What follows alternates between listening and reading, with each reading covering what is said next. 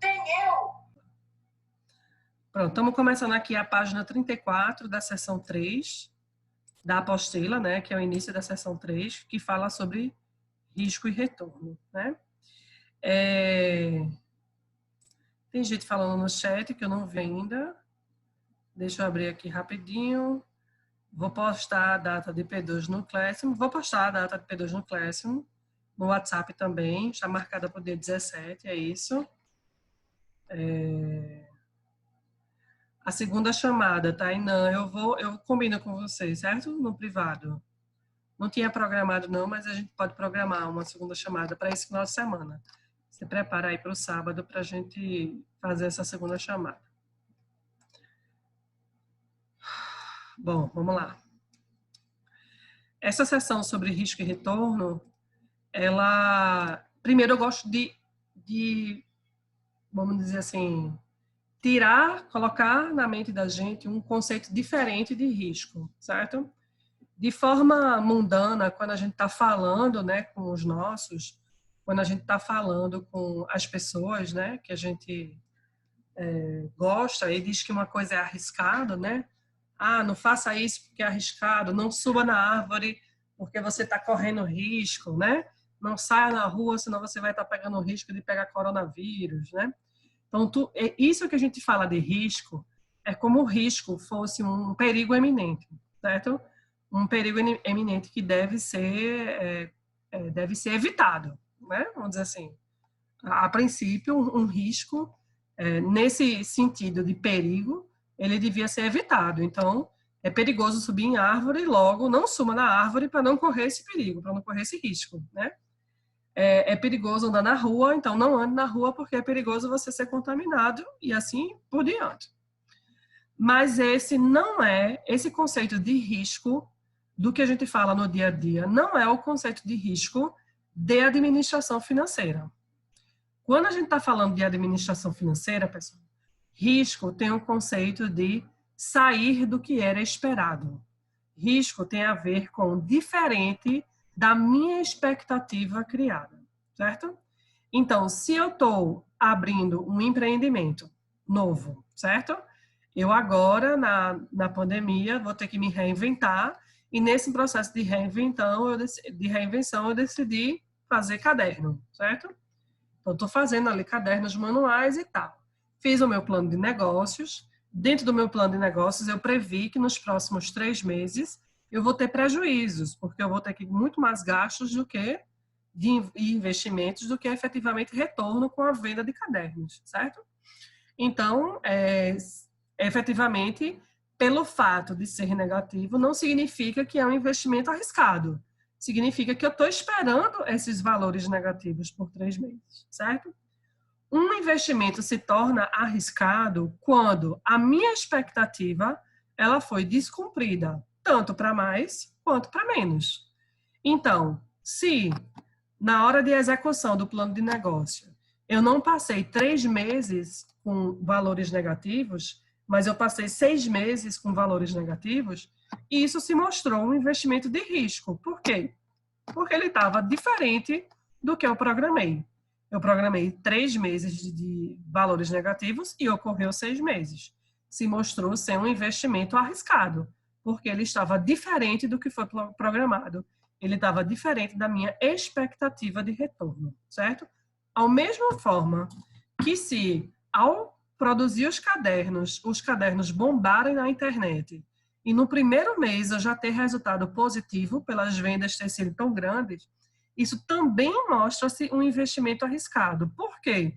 Porque foi diferente do planejamento também. Só que agora foi para melhor.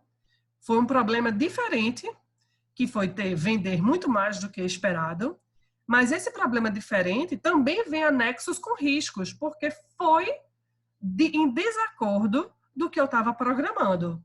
E, portanto, as compras que eu tenho que fazer de material vão ter que ser muito maiores, né? A minha expectativa de produtividade vai ter que ser muito maior. Então, tudo isso vai levar a outros desafios que a empresa vai ter pelo fato das vendas terem sido muito mais fortes, muito mais consistentes do que aquilo que foi esperado. ele não deixa de ser um investimento arriscado por conta disso, porque foi bom, entende? Ele é arriscado ou não de acordo com a nossa distância da expectativa.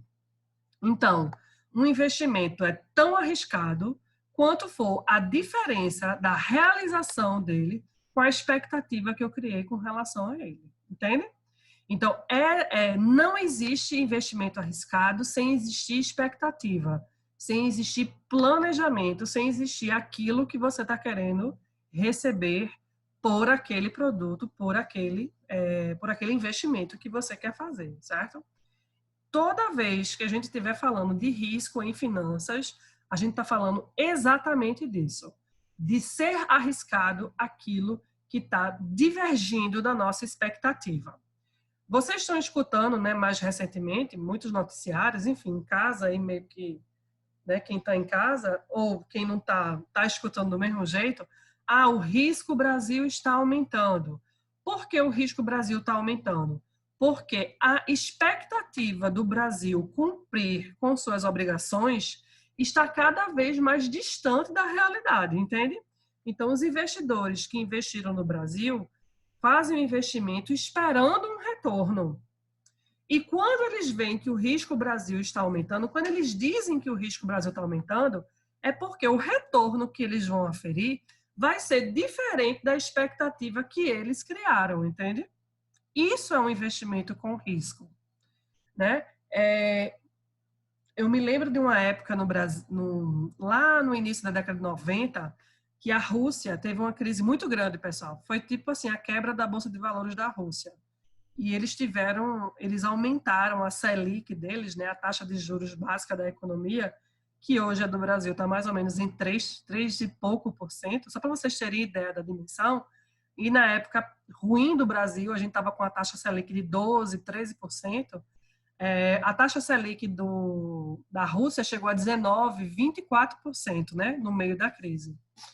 Isso mostrava que a Rússia estava pagando muito caro para receber os empréstimos que era necessário, né, que ela tinha necessidade naquela época. Ela pagava 24% de juros, certo? E não deixava de ter comprador, pessoal. Não é porque a Rússia tinha quebrado, não é porque a Rússia estava numa situação econômica ruim que os investidores não continuavam comprando os títulos russos, os títulos de dívida pública dos russos, certo? Agora, para serem vendidos, para se tornar atrativo para os investidores, eles tinham que pagar um valor de taxa de juros muito maior do que era o comum aos outros países, certo? Então, isso se chama prêmio por risco. O que é o prêmio por risco? É exatamente esse valor que você tem que pagar a mais, que você tem que ganhar a mais como investidor, para que os investidores façam, né, te emprestem dinheiro, porque eles têm dúvida se você vai ser capaz ou não de cumprir com as expectativas que eles criaram, entende? Sobre o retorno. Então, isso quer dizer risco, né? É muito importante isso, porque na P2 sempre cai questões teóricas sobre riscos e eles sempre colocam uma opção de risco como perigo, né? E a gente tem que tirar da nossa cabeça que risco é perigo, tem que varrer da nossa cabeça isso, porque risco não é perigo, risco é divergência com o que foi programado, certo? Eu vou tentar escrever alguma coisa aqui.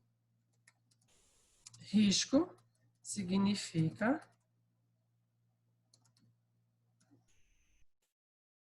diferença da expectativa criada. Menos riscos significa mais proximidade com expectativa. Mais risco significa menor proximidade com expectativa.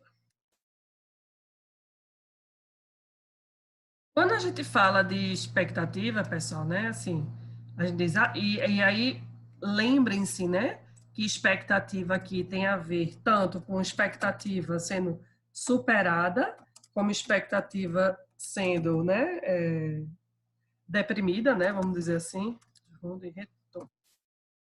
Mas é importante dizer, por exemplo, eu gosto de contar muito essa historinha, porque ela fala muito sobre isso, que é o caso do iPhone, né? O iPhone, quando ele foi lançado no mundo, ele tinha, ele tinha uma expectativa de vendas e foi produzido o número de iPhone de acordo com aquela expectativa que foi criada, certo?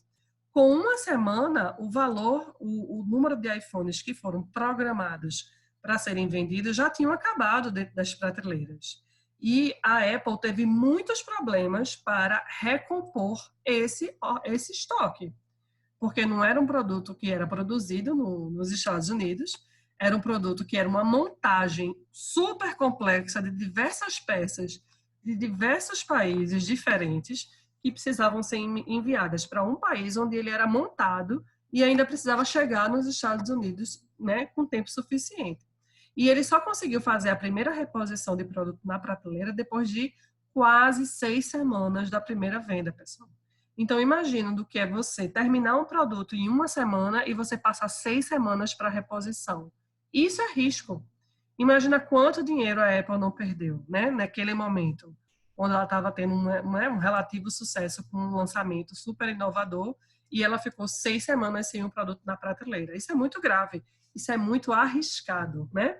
O projeto do iPhone se tornou, na prática, um projeto de muito risco, né? Agora, claro que uma vez que chega, você cumpre as expectativas e, enfim, você pode até esquecer dessa história de dizer que nas primeiras 6 semanas ficou sem iPhone na prateleira. Mas isso não deixou de se mostrar uma operação de risco, porque foi completamente diferente da expectativa e ela teve que fazer uma operação de guerra para poder, em 6 semanas, mobilizar toda a cadeia de 20 a 25 fornecedores que eles têm para produzir iPhone. Isso não é simples, né? Isso não é uma coisa simples e, portanto, torna a operação muito arriscada, certo?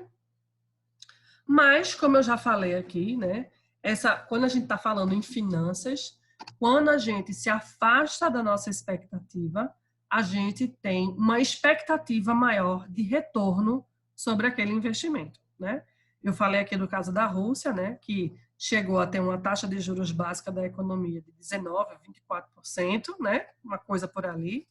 E não deixava de ter investidores fazendo, ou seja, mesmo com o fato da Rússia ser muito arriscada de se investir, porque estava numa super crise econômica, não deixou de ter investidores para comprar e pagar e receber a taxa de juros de 19% a 24%, entende?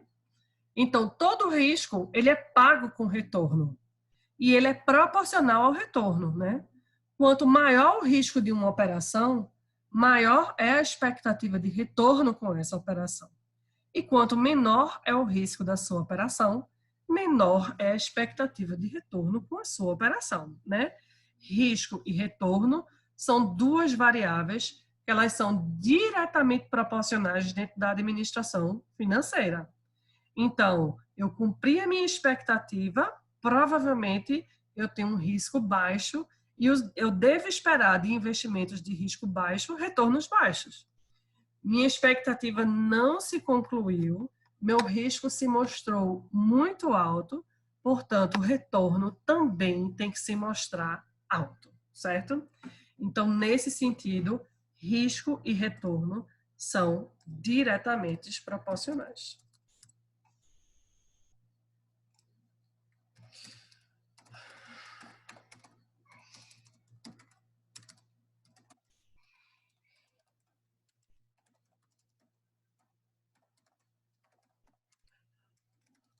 Quanto maior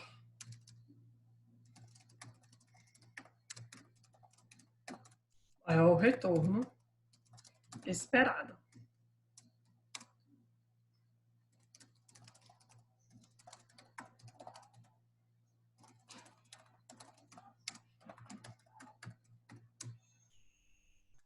E com essa fala daqui, eu inauguro, né, uma parte dessa sessão que trata muito sobre o comportamento padrão do investidor, certo?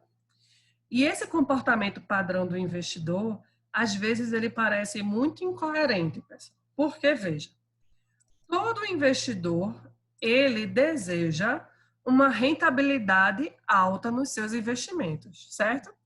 Se a gente pudesse fazer uma entrevista aqui com os milhares de investidores que existem no mundo, né, centenas de milhares, e perguntar qual é a expectativa deles com o retorno dos seus empreendimentos ou dos seus investimentos, e se existe algum limite sobre essa expectativa, vai ser muito difícil eles dizerem para você um número. Ah, meu limite é receber 10% ao ano. Se eu receber 12%, eu não preciso, eu quero que fique em 10%.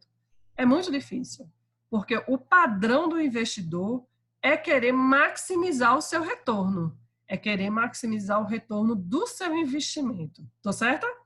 Então, ele não quer economizar no retorno, ele quer maximizar o seu retorno. Só que a gente sabe que maximizar retorno significa também maximizar riscos. Quanto maior o retorno desejado por um investidor, maior o risco ele está apto a passar para obter aquele retorno. Quanto menor o retorno buscado pelo acionista, também quanto menor o risco que ele está apto a sofrer para obter aquele retorno, certo? Mas, de forma geral, por mais que a gente saiba que existem investidores com perfis comportamentais diferentes, então eu tenho investidores que eles têm super apetite para o risco e, portanto, fazem investimento em bolsa de valores, fazem investimentos em imóveis, né, em títulos podres da dívida pública, enfim, eles fazem investimento de altíssimo risco porque eles estão buscando alta rentabilidade. E outros que não tiram dinheiro da poupança para botar em canto nenhum, né? Não tiram dinheiro da poupança nem para botar no CDB, nem para botar em absolutamente nada, porque só confia na poupança, certo? São dois tipos de investidores limítrofes que eu estou falando, né? Um está numa ponta de muita segurança e pouco retorno, e outro está na ponta de mínima segurança e altíssimo retorno, certo? Nesse meio do caminho, há mais de 50 tons de cinza, certo, pessoal? Mas existe um comportamento padrão do investidor que é esperado, que é o máximo de retorno pelo mínimo do risco, né? O comportamento padrão do investidor é tentar minimizar os riscos, mas nesse processo de minimizar os riscos, ele quer maximizar os ganhos dele. Ele quer maximizar as possibilidades dele, certo? Então, o comportamento padrão do investidor é de maximizar os rendimentos para o menor risco possível, sabendo que nunca um investidor vai chegar no menor risco possível, porque senão, se ele conseguir um risco zero da sua operação, ele vai ter um retorno zero de sua operação. Investimento sem risco significa investimento sem retorno, certo? Esse caso, pessoal, me lembra especialmente a pirâmide financeira conhecida como Telex-Free, né? Acho que vocês chegaram a vivenciar essa pirâmide, né? Bota legalzinho aí quem se lembra dessa pirâmide, chamada Telex-Free. Rodrigo, Robson, Maesca, Mário, Amanda, né? A do Lofé, enfim. Era uma pirâmide financeira, né? Já foi, enfim, ela já foi desbaratada, né? Atualmente, mas na época era uma febre absoluta, né? Geralmente eram entre meninos, né? Os meninos geralmente caem nessa conversa mais do que as meninas, infelizmente. E você pagava uma cota lá, sei lá, tinha cota de R$1.000, tinha cota de R$5.000 e de R$10.000, e eles prometiam retornos de 3 vezes os valores que foi investido. Então, se você investiu R$1.000, você ia receber 10 cotas de R$ 333, entende? De R$ 300.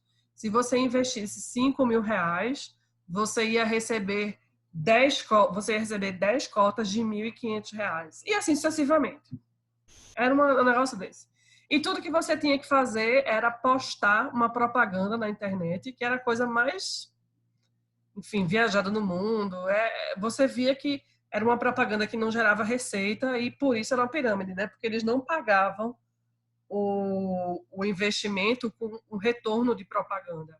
Eles pagavam o investimento com a entrada de novas pessoas na base da pirâmide, né? E eu me lembro, eu, né, fui convidada para uma reunião, né, da Telex Free, sem saber que era a reunião da Telex Free, porque se eu soubesse eu não tinha ido, né? A pessoa foi esperta o suficiente para, né, me convidar sem eu saber. E aí eu fui lá para um jantar, super achando que era um jantar social, e me vi dentro de uma reunião da Telex Free. E eu escutei aquela conversa todinha, né, que alguns de vocês devem ter escutado também. E eu me lembro que a única coisa que eu fui capaz de dizer depois do que eu assisti, né, porque primeiramente eu fiquei bastante admirada, né, admirada com o desempenho da cara, né, que estava vendendo aquela fraude para mim. Ele realmente fazia tudo parecer muito simples, muito fácil, muito, né, enfim, muito vantajoso, né? Então, no primeiro momento eu fiquei embabacada com o desempenho, a performance dele de vender aquela porcaria, né? E no segundo momento, a única pergunta que eu consegui desenvolver foi: qual é o risco desse investimento? Porque ele tratava como investimento, né? Aí ele olhou para minha cara e fez: alto, porque o retorno é alto. Aí eu fiz o FDP, nem para mentir para mim, ele mentiu. Ele não mentiu para mim. Na verdade, ele não mentiu para ninguém ali, certo? Ele não enganou as pessoas. Veja, eu sei que teve pessoas que foram enganadas, mas naquela reunião especificamente, né, eu não me senti enganada, porque ele foi muito claro quanto ao risco daquele investimento que estava fazendo, inclusive pelo fato do risco ser alto, porque os retornos esperados eram altos, certo?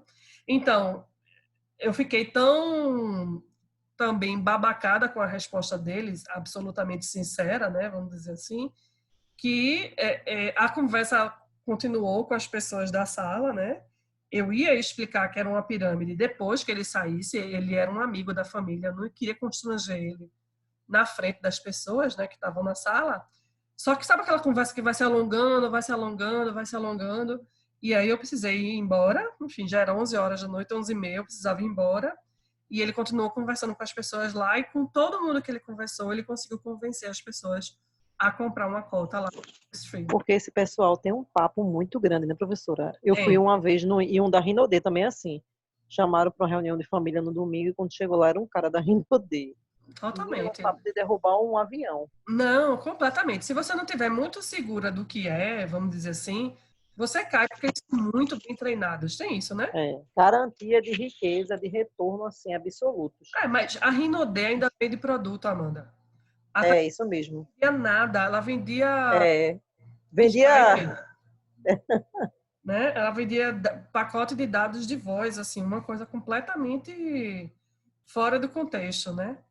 E não deu tempo, né, de evitar as pessoas comprarem aquela porcaria.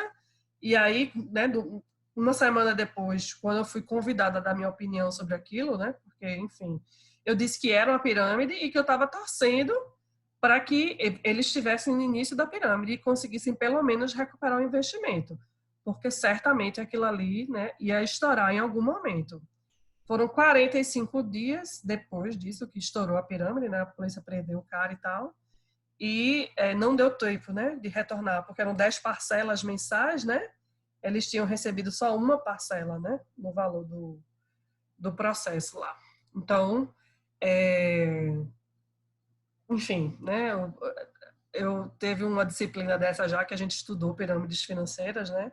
E esse contexto no Brasil. Mas só para vocês entenderem, né?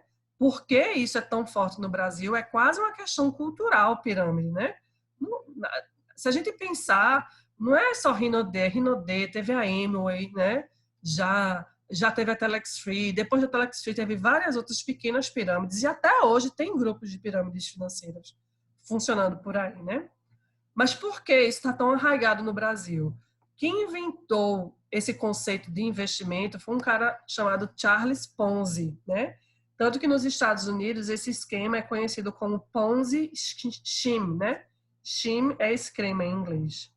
E Ponzi foi o cara que inventou isso. Ele fez isso inicialmente ali nas docas, né, de Boston, né, que é uma cidade portuária nos Estados Unidos e tal, perto de Washington. Ele fez esse esquema. Quando o esquema quebrou, ele foi preso por fraude financeira e 5 anos depois ele saiu. E aí ele percebeu que não tinha mais nada para ele nos Estados Unidos, né, que ele tinha virado uma grande pária ali da sociedade. E aí ele viajou, veio para onde? Para o Rio de Janeiro, que na época era uma cidade bastante promissora no mundo, né? Era início da década de 20, e aí Charles Ponzi veio para o Rio de Janeiro, né? E no Rio de Janeiro ele fez a mesma coisa, né? Ele também foi preso no Brasil, ainda naquela época, né? E morreu no completo ostracismo, né? Vamos dizer assim, pobre, né? Morreu pobre e no ostracismo por conta das prisões, mas ele conseguiu disseminar esse conceito muito bem no Brasil, né? Tem pessoas até hoje que acreditam que essa é a coisa mais extraordinária que se possa fazer em termos de investimento, né? E vão guardando esses casos extraordinários para simplesmente comprovarem, né, que a gente pode enriquecer fazendo outros empobrecerem, né? Porque esse é o conceito da pirâmide de forma geral. Inclusive, professora, ontem recebi um negócio desse também. Eu pagar 130 e receber R$1.000 depois. Olhei assim, Exatamente. Existe muitos ainda. Estou dizendo, assim, é impressionante como ainda fez isso, né? Mas essa questão, aí eu me lembro que eu tinha muitos alunos que investiram na Intelex Free nessa época. Eu acho que quando quebrou, sei lá, em julho, agosto. Então, eu me lembro que eu passei um semestre inteiro lidando com alunos que tinham Telex Free, que tinham vendido moto para comprar as cotas da Telex Free, que tinham pegado um empréstimo no banco para pagar as cotas da Telex Free, sabe? E eu me lembro claramente disso. Nenhum aluno vinha me pedir opinião sobre isso, né? Mas somente uma aluna veio me pedir opinião sobre isso, porque ela estava de casamento marcado, estava fazendo poupança junto com o namorado, e aí ela me perguntou: professora, o que é que a senhora acha? Eu me lembro que eu disse para ela: olha, isso aí é furado, não vai nessa não. É um investimento, você pode ter retorno muito alto, mas a gente não sabe onde é que está essa pirâmide, não tem garantia nenhuma de que você vai receber esse dinheiro de volta. E eu me lembro que no caso dela foi 3 meses ou 2 meses depois, né, que ela não permitiu, né, que o investimento fosse feito. E aí eu me lembro, ela se formou e ela mandou uma mensagem para mim assim no Facebook: professora, gostaria de agradecer a você por ter dito, né, porque a gente ia investir esse dinheiro da gente, era o dinheiro do casamento da gente, de comprar apartamento, de comprar as coisas do casamento. Vê que esquemão, né? Mas os alunos discutiam, né, os alunos que queriam discutir comigo, eles diziam isso: é um investimento de alto risco e, portanto, de alto retorno. E não deixa de ser verdade isso, entende, pessoal? Porque esse conceito de risco e retorno, ele é muito natural, né? Quanto maior o risco de uma operação, maior retorno você vai ter, né? Nesse caso específico, né? Por que, então, é fraudulento o Telex Free se é um investimento, né, que tem o risco e tem o seu retorno anexado a esse risco, né? É simplesmente porque é impossível você pagar o investimento para todo mundo. Porque mesmo se todos nós no mundo, os 6 bilhões de seres vivos no mundo, entrarem nesse investimento, a gente não vai ser capaz de pagar por esse investimento, entende? É pela inviabilidade de todos terem os seus retornos garantidos. Então, por conta disso, é fraudulento. Quem ganha dinheiro em esquema de pirâmide está ganhando dinheiro porque está roubando dinheiro de outras pessoas, né? E isso está tirando dinheiro de outras pessoas. E isso não é aceito dentro das condições, né, de sociedade que a gente tem hoje, né? Não que não possam ser no futuro, mas, enfim, hoje a gente não acha isso ético, né? não está dentro das nossas expectativas. Então, somente por conta disso. Mas dentro do conceito de risco e retorno, não. Dentro do conceito de risco e retorno, é absolutamente perfeito o que se está fazendo, certo?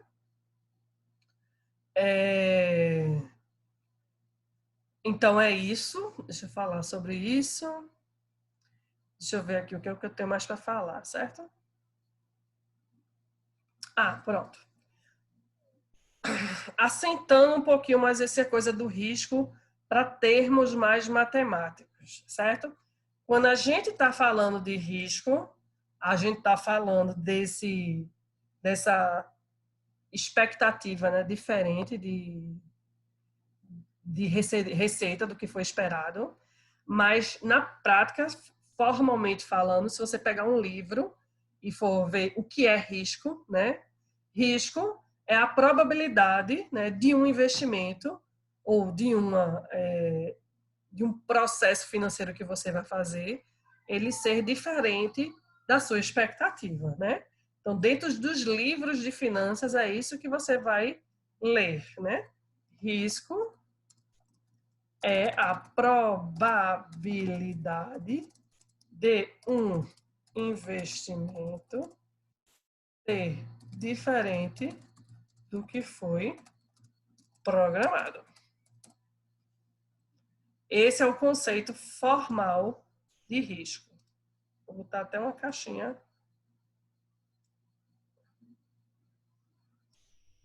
Eu não gostei dessa caixinha verde, não era isso que eu queria.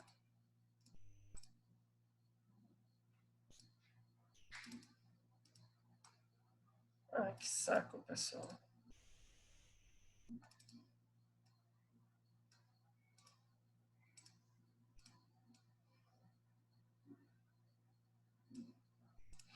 Então, esse é um conceito de risco. Então, essa probabilidade, vocês sabem que é um conceito da estatística, né? E quando a gente está estudando estatística, probabilidade tem a ver com dispersão da curva, né? Então, quanto maior a dispersão da curva, menor é a probabilidade, né? Quanto mais próxima a curva, maior é a probabilidade, né? E se você está dentro da curva, você tem uma probabilidade de 100%, você tem, né, tudo garantido, vamos dizer assim. Você tem o risco esperado, né? E se você tem o risco esperado, ele vai gerar o retorno que foi esperado, nem mais, nem menos, certo? Aí, deixa eu salvar esse quadro para fazer outro aqui, porque a partir desse negócio, né, desse conceito de risco, que ele não é atual, certo, pessoal? Esse conceito de risco de investimento, ele é bíblico, né? Enfim, tem a parábola lá dos 3 irmãos que receberam cada um, né, um pedaço de dinheiro do pai, enfim, para fazer os seus investimentos, e o negócio era quem voltasse com mais dinheiro e tal. Enfim, isso é bíblico, né? Assim, a probabilidade de uma coisa dar certo ou dar errado, ou o risco de um investimento dar certo ou dar errado, ele já é conhecido pelo homem desde sempre, né? Mas o que foi mais recente em relação a risco? Porque antigamente risco era muito subjetivo. Quando a gente fala de probabilidade de um investimento ou dar certo ou dar errado, ou estar dentro da expectativa ou estar fora da expectativa, era muito subjetivo, era muito o que você achava a partir dos dados que você tinha, né? Então, vamos lá, eu tinha uma empresa de sabão em pó, né? E aí eu estava buscando investidores ali na Bolsa de Valores, né? E aí um investidor, um analista de mercado, ia lá, analisava meu balanço, analisava meu plano de negócio e dizia, vou investir no seu negócio, toma aqui dinheiro e a minha expectativa de retorno é tanto. E me dava lá a taxa de juros que ele queria, certo? E outro investidor Y, né, ia lá, analisava meu balanço, via meu plano de negócio, mas como a análise era subjetiva, ele me oferecia dinheiro, mas dizia que a taxa de juros esperada por ele era Y, não era mais X. E aí eu tinha 2, 3 investidores diferentes, cada um pagando 2, 3 taxas de juros diferentes, porque não existia um jeito preciso de se calcular qual é a expectativa de retorno que eu deveria ter a partir de um risco dado da operação. Afinal, o risco, quando ele era medido apenas subjetivamente, me dava retornos esperados também subjetivos. Era o que a pessoa queria, era o que a pessoa achava o que é, né?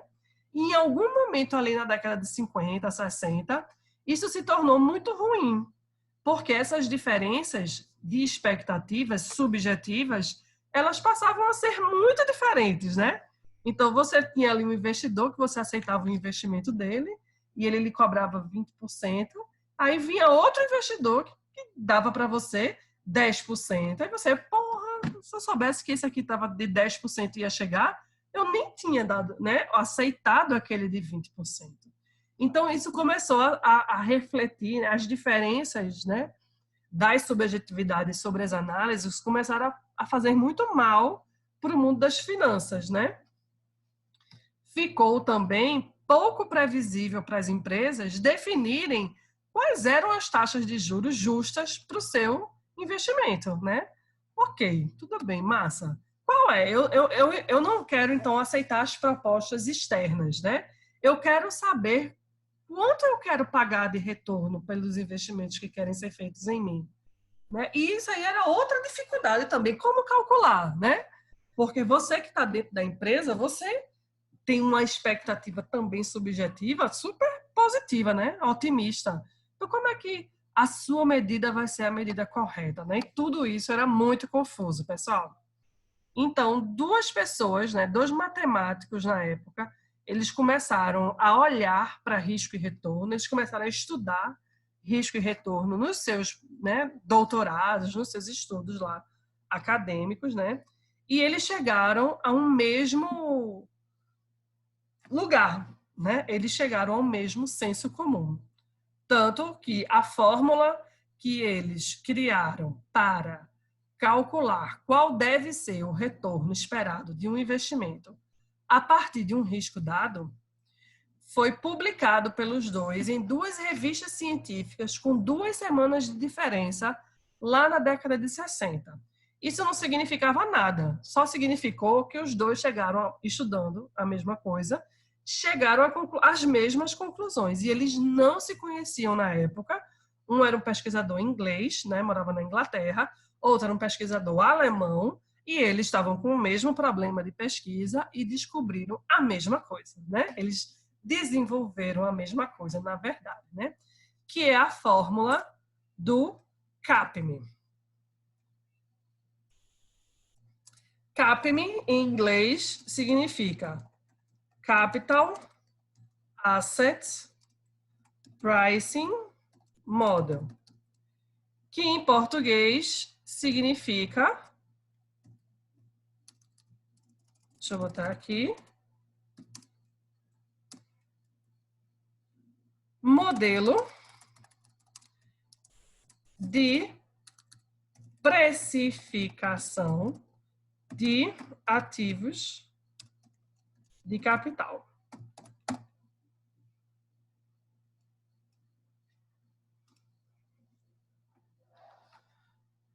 Bom, a gente já falou de ativos de capital. Ativos de capital é um sinônimo de estrutura de capital. Vou botar aqui, né? Ativos de capital é sinônimo de estrutura de capital. E estrutura de capital é igual ao exigível a longo prazo mais o PL.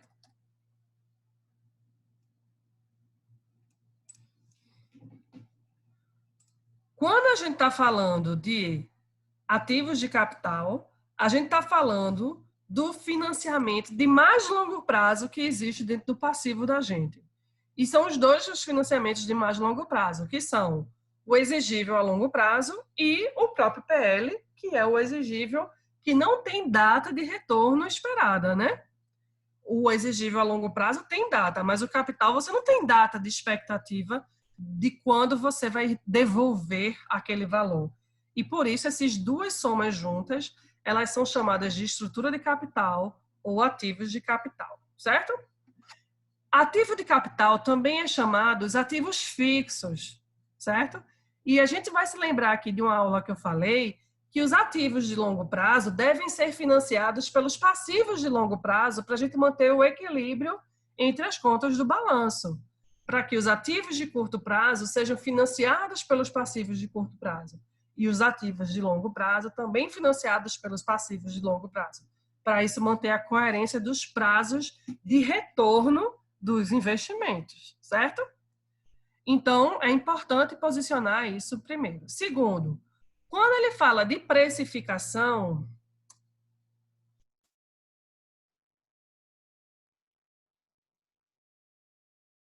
ele está falando de custo de capital.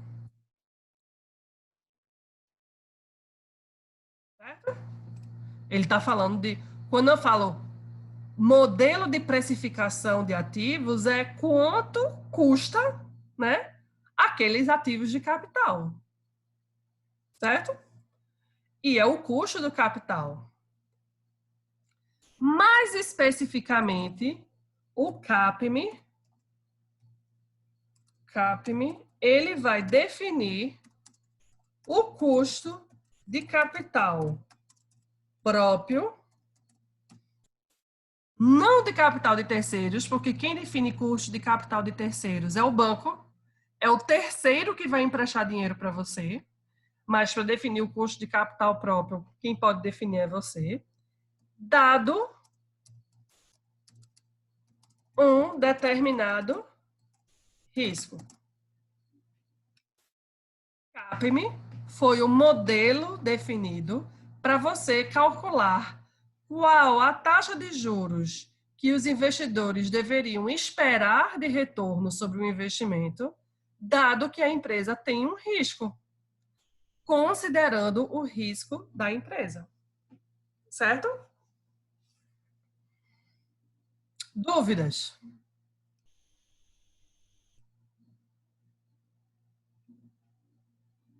E o primeiro problema daqui, né, vamos dizer assim, a primeira questão envolvendo isso era como medir o risco. Se o custo do capital, CAPM, geralmente é expresso também por KS, pessoal. KS que a gente já conhecia como custo de capital próprio, né?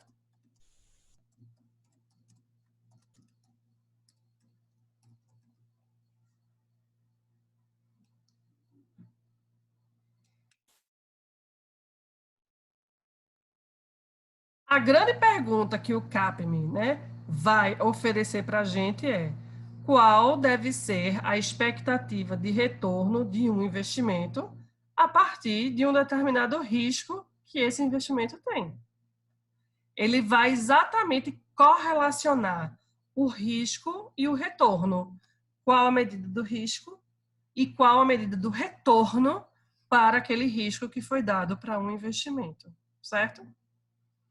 Então, ao desenvolver essa fórmula, o primeiro grande problema, né, que os dois tiveram que fazer, deixa eu pegar o nome deles aqui, só para dar a informação completa. Eu sei que um é Markovitch, fórmula CAPM. Vou chamar os dois pelo nome, né?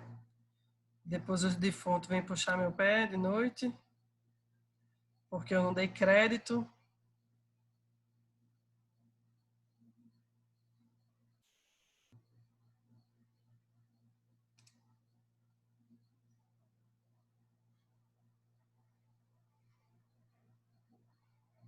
Markovitch.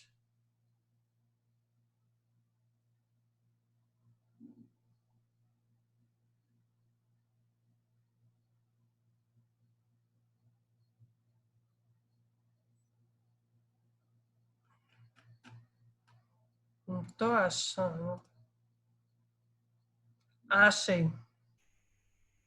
Sharp e Miller. E Markovitch. Foram 3. Uma pesquisa desenvolvida por William Sharp e outra pesquisa desenvolvida por Markovitch e Miller. Vou botar aqui na Wikipédia, no chat para vocês. Quem se interessar depois, dá uma olhada nessa história.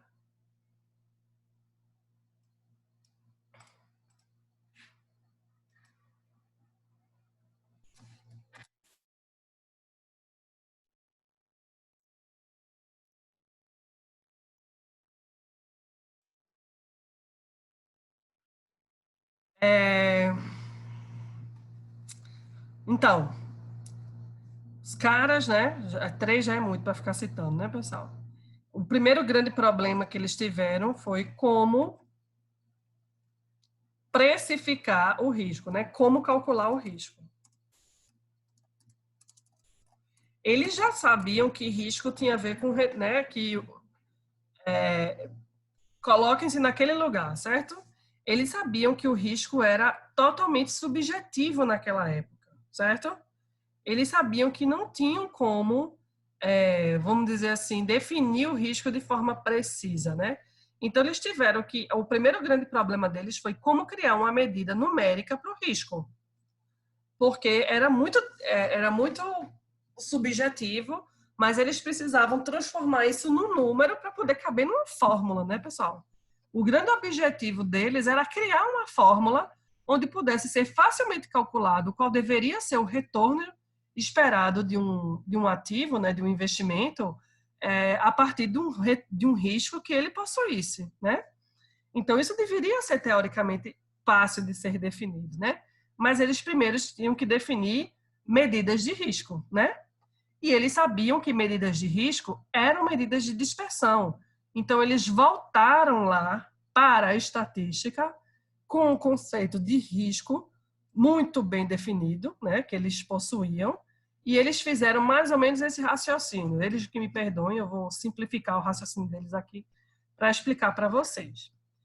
Cada investidor tem a sua expectativa de retorno, que pode ser calculada desse jeito, né? Vamos dizer que a sua expectativa de retorno tá aqui. Deixa eu fazer um quadrante aqui que vai ser mais fácil para mim. Eu tenho um quadrante aqui que envolve aqui embaixo risco e aqui em cima retorno. Então, eu tenho um gráfico, né? Eu não sei como é que numericamente isso funciona ainda, mas quando menor o risco, menor o retorno, e quanto maior o risco, maior o retorno. Certo? Deixa eu ver se eu tenho como fazer isso daqui de forma diferente. Só...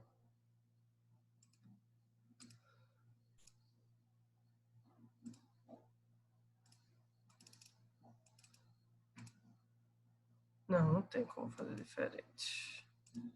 Deixa aqui, pronto. Então, tem aqui um risco-retorno. Aí você escolheu, né? Qual é a sua expectativa de retorno. Você tem uma expectativa de retorno que está mais ou menos posicionada aqui. Eu quero ter esse nível de retorno.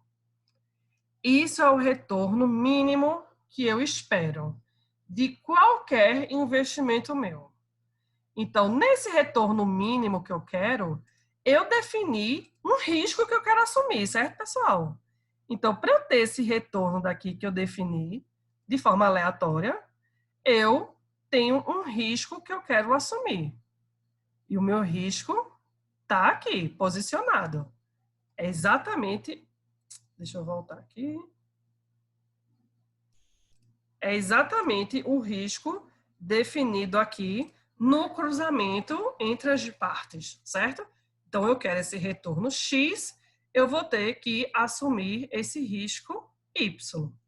Se eu movimentar a minha expectativa, se eu quiser que o meu retorno cresça, eu sei que, conseguintemente, a minha expectativa de risco, ela também aumenta.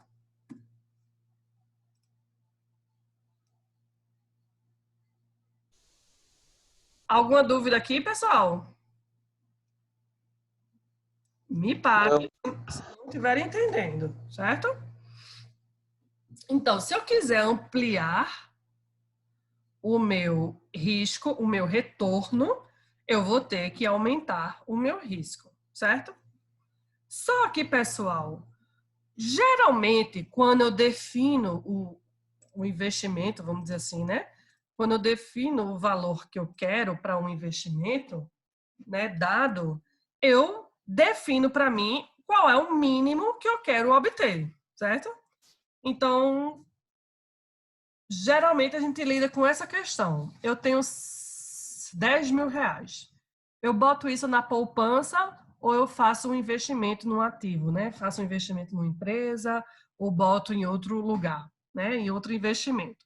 E aí você vai comparar normalmente taxas de juros, né? Ah, eu vou ter aqui nesse empreendimento, eu vou ter um retorno aí de 20%, mas vou correr o risco também adequado a esses 20%, certo?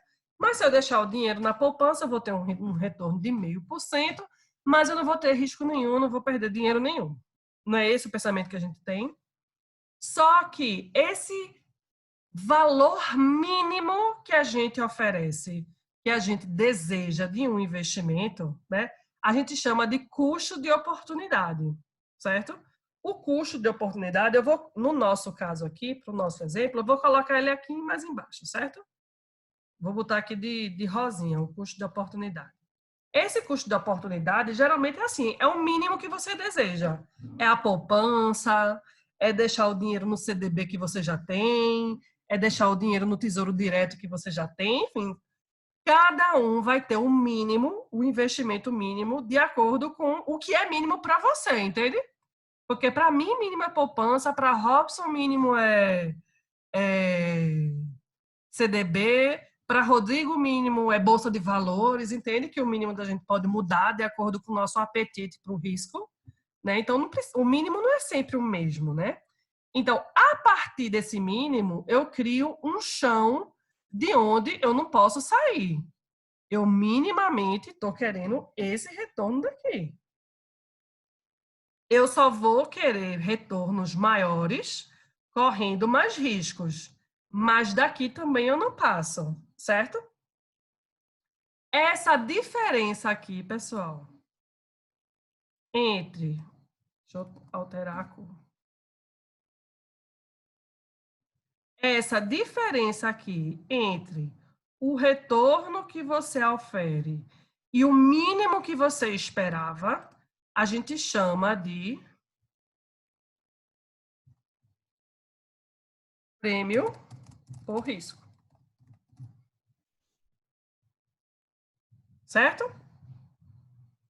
E eu vou chamar aqui embaixo esse valor mínimo que a gente precisa para viver, né, para ter um investimento, de RF, ou renda fixa.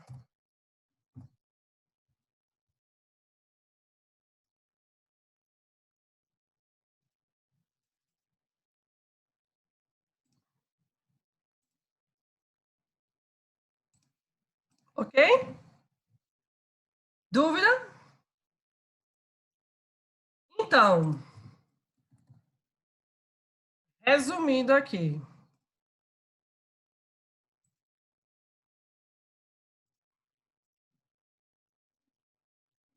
Retorno esperado, KS,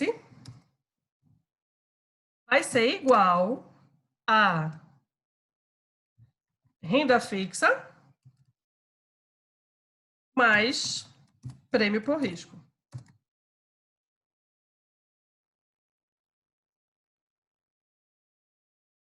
Tá claro para vocês até agora?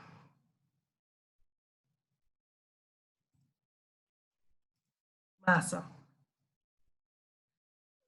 Percebam que a pergunta permanece. Como calcular risco? Vou salvar esse quadro aqui. Vou abrir um próximo para a gente continuar conversando sobre isso.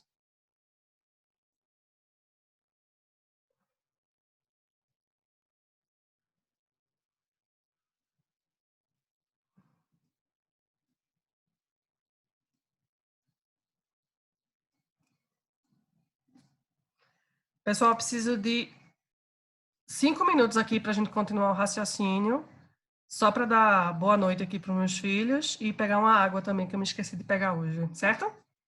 5 minutos aí, bebam água também, e a gente se vê daqui a pouco. Gravação. Vou voltar agora. Beta para a gente não vai ser um número calculado. Beta para a gente vai ser um número dado, certo? A gente não calcula beta. A gente já tem o beta. Mas a gente precisa entender que esse beta é exatamente essa medida de dispersão, essa medida de diferença entre o retorno de investimento na carteira menos arriscada do mundo com o retorno do investimento da sua carteira de investimento, do investimento que você quer fazer, entende? Então, você está programando um investimento que vai ter retorno de 15%. E essa carteira menos arriscada do mundo está programando um retorno de 12%. Então, o seu investimento é arriscado. Por quê? Porque ele está diferente do investimento da carteira menos arriscada do mundo, entende? Quanto mais próximo o investimento está dessa carteira, né, pretinho, menos arriscado é esse investimento. Por quê? Porque ele está dentro da expectativa de uma carteira de menor risco. Quanto mais distante o seu investimento está do retorno dessa carteira, maior o beta e mais arriscado é o seu investimento, porque ele vai estar diferente dessa expectativa de menor risco possível, certo? Lembrando, pessoal, que a gente está construindo aqui uma parede, certo? Então, eu comecei a dizer para você, ó, o comportamento do investidor é de buscar o maior retorno com o menor risco possível, certo? Então, o maior retorno com o maior risco possível foi exatamente essa carteira de investimento menos arriscada do mundo, porque ela tinha todos os investimentos do mundo, pela teoria da diversificação, entende? Então, o maior retorno frente ao menor risco só podia ser essa carteira teórica, que era uma carteira constando todos os investimentos do mundo. Aí se fez uma média de qual é o retorno dessa carteira. Esse se tornou o retorno esperado, entende? Esse retorno esperado a gente chama de ERM.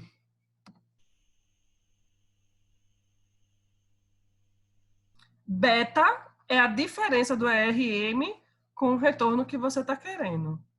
RF é o mínimo que você deseja para viver. O mínimo que você deseja para os investimentos. E com esses elementos, eles desenvolveram a fórmula. Vamos chegar nela agora.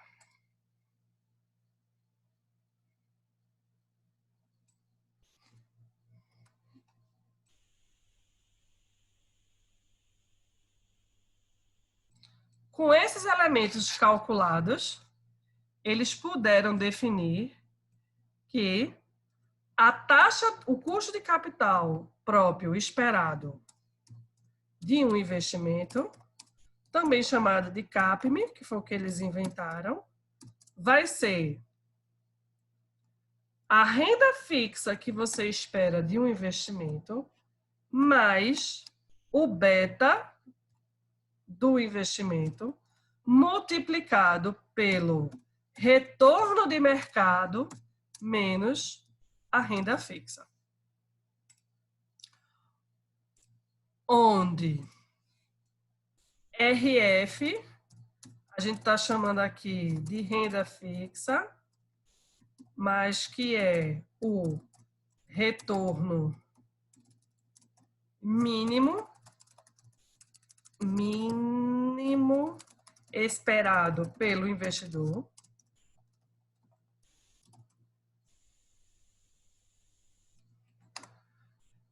Beta, medida de risco. ERM, retorno esperado no mercado. E com esses 3 elementos, você poderia calcular qual é o retorno que você espera do investimento que você está propondo.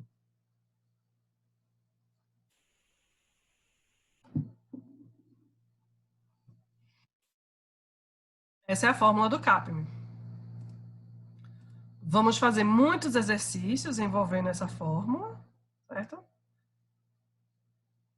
São fáceis, são coisas simples, mas eu preciso que vocês entendam o que é isso. Esse é o meu maior objetivo aqui, porque fazer essa conta é muito fácil, pessoal, né? Enfim. O que a gente chama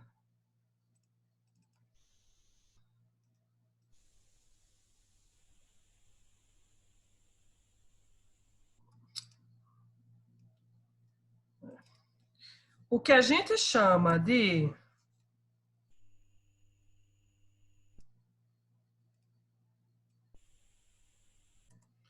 prêmio por risco é igual a beta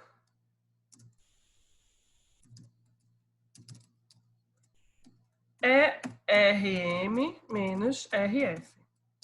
Isso é o prêmio por risco. E se vocês verem, tem alguma lógica, pessoal. Porque o prêmio por risco vai ser a diferença entre o que o mercado está oferecendo e o mínimo que você deseja.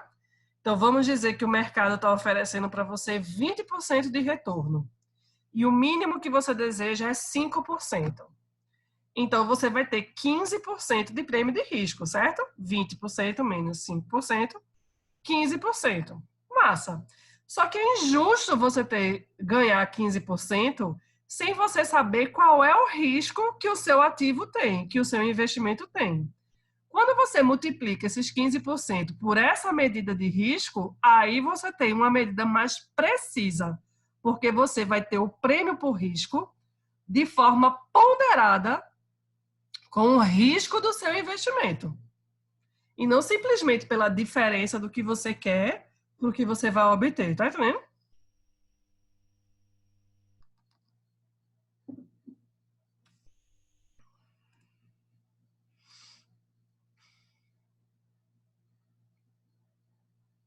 Entendido?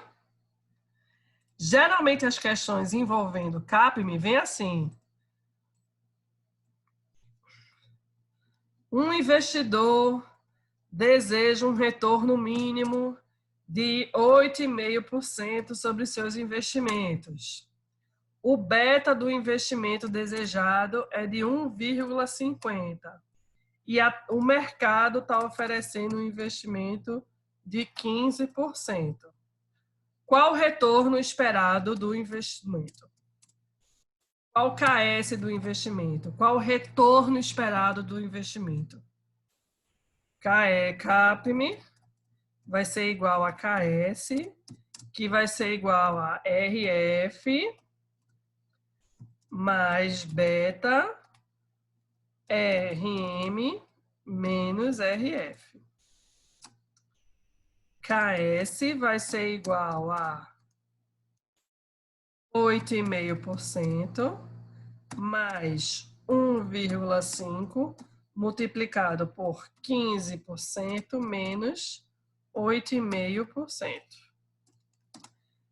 15% menos 8,5%, AS vai ser igual a 8,5% mais 1,5 vezes 6,5%. 6,5%. Eu sou péssima de conta de cabeça, pessoal. Me corrijam aí. 1,5 vezes 6,5 mais 8,5% dá quanto? Alguém faz a conta para mim agora?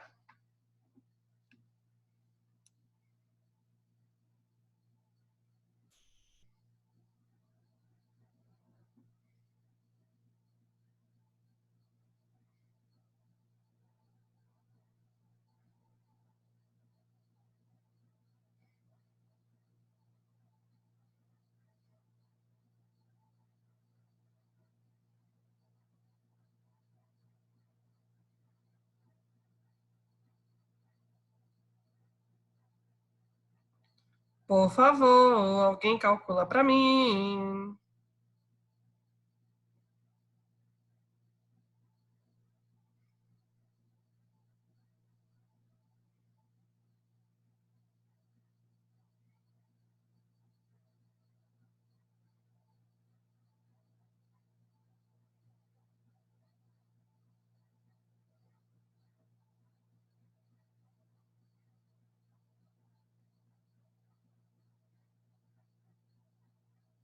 E aí, para calcular 1,5 vezes 6,5. Mais 8,5.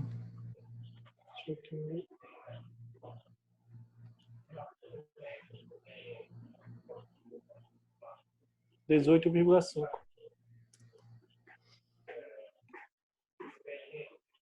Esse é o valor do investimento esperado neste ativo, dada essas condições. Você deve esperar uma taxa de retorno de 18,5% se esses forem as condições dadas. Entendem, pessoal? É essa taxa de juros que você deve buscar do seu investimento. Vamos para alguns... Só corrigindo aqui, professora, é 18,25. É que eu somei 8,75. 25, né? Beleza.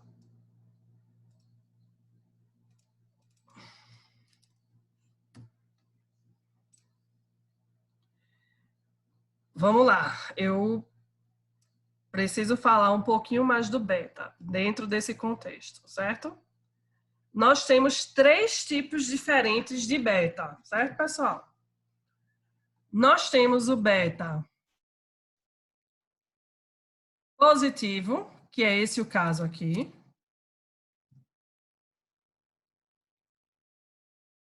E nós temos a possibilidade também do beta negativo. Vamos fazer aqui um caso de beta negativo. Mesmas condições, RF igual a 8,5%, só que o beta, em vez de ser 1,5 positivo, vai ser menos 1,5, ou seja, ele vai ser negativo. O RM de 15%, quanto vai ser o KS? CAPM vai ser igual a 8,5% menos 1,5%, 15% menos 8,5%. Alguém calcula para mim, por favor?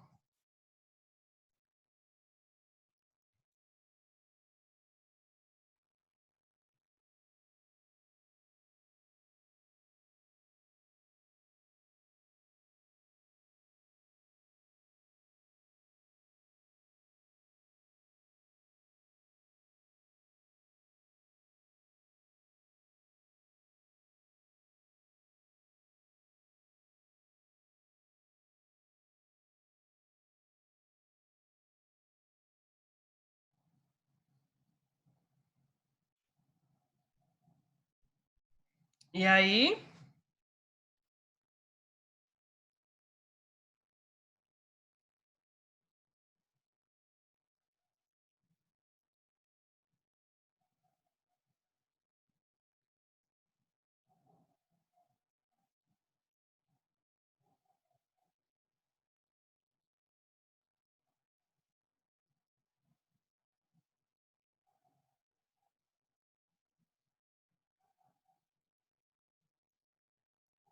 Deu 1,25, professora, negativo.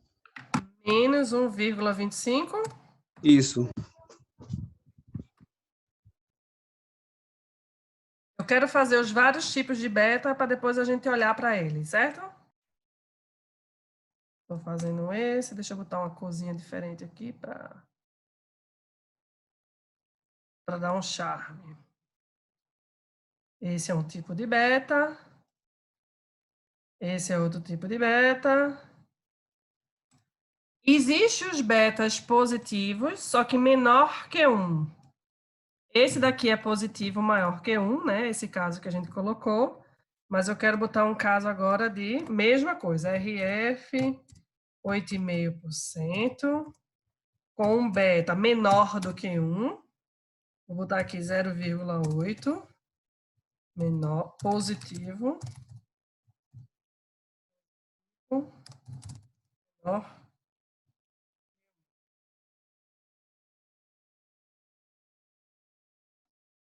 RM de 15%.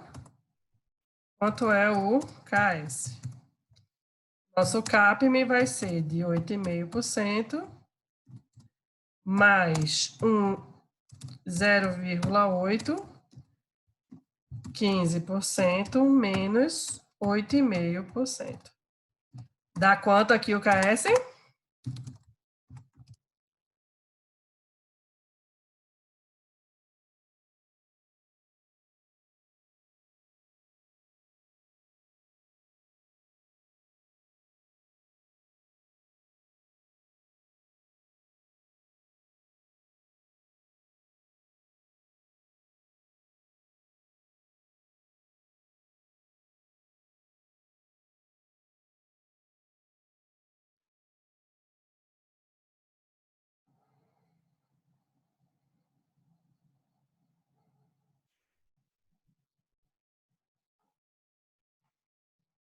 R$13,7. 13,6. 7. 7. Maravilha. Vocês perceberam os efeitos diferentes em cada uma dessas operações?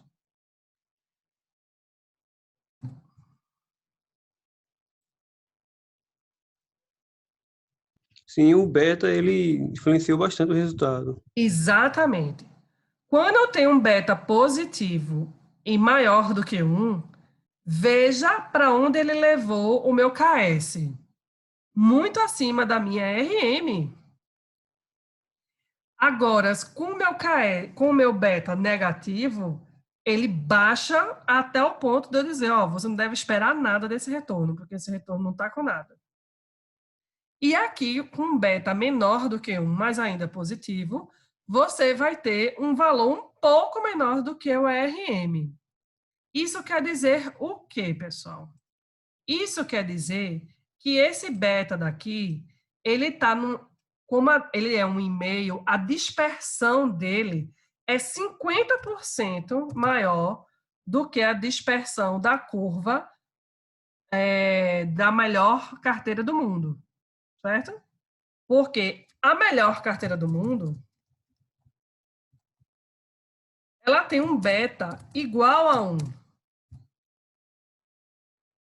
Então, quanto mais próximo de 1, mais próximo do beta, mais próximo da carteira, do risco da melhor carteira do mundo, você vai ter.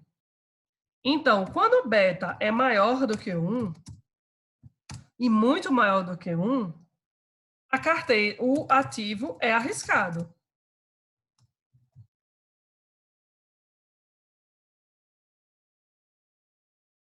Quando o beta é menor do que 1,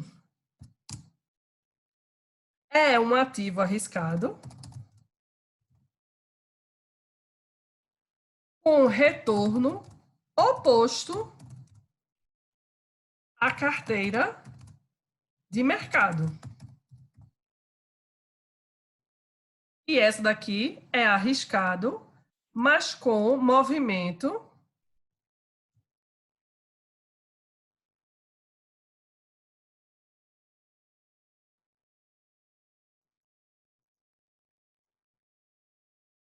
Então, vamos lá.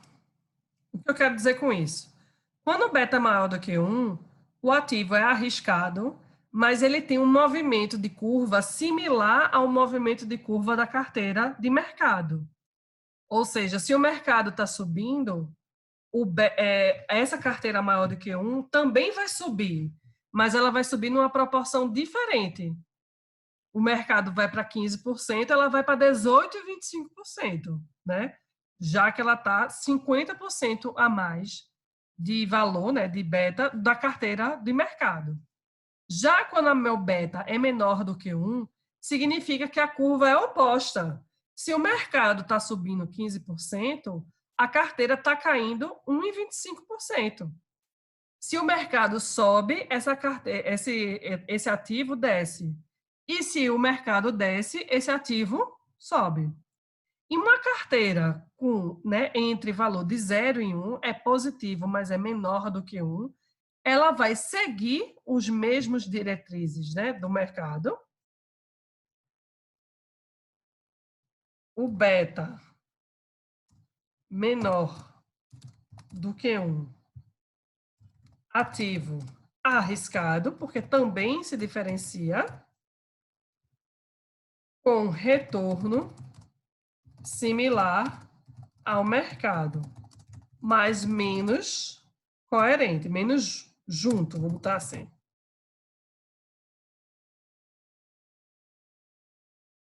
Certo?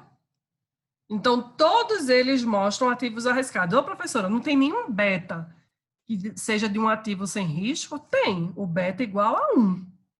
O beta igual a 1 é um ativo que não tem risco. Ele se movimenta igual ao mercado. Então, ele é o ativo perfeito. Mas é muito difícil ter um investimento com beta igual a 1, certo, pessoal? Enfim. Ou, antigamente, né, na época que os pesquisadores fizeram teoricamente, essa fórmula e viram que dava certo, eles tinham muito trabalho para se calcular o beta, pessoal, porque, né, basicamente eles calculavam de ano a ano, porque não tinham como eles a todo tempo estarem pesquisando qual era o valor de retorno de todas as carteiras do mundo, né? Hoje em dia, não precisa dizer que a gente tem esses valores online, né? E se você entrar no site da Bovespa, né, de todas as empresas que têm ações publicadas na Bovespa, uma das informações que você vai achar lá nos indicadores financeiros é exatamente o beta do ativo, o beta daquela ação. Ou seja, o quão disperso aquela ação está do retorno de mercado. É uma coisa facilmente calculada hoje, porque quase que on time, na mesma hora, a gente consegue calcular, né, a carteira, como está a movimentação dessa carteira de mercado, que é a melhor carteira do mundo, que é a carteira com menor risco do mundo, né? Enfim. Professora, no caso desse do meio, uma colocação melhor não seria beta menor que 0, que já daria um valor negativo? Sim, claro. Totalmente.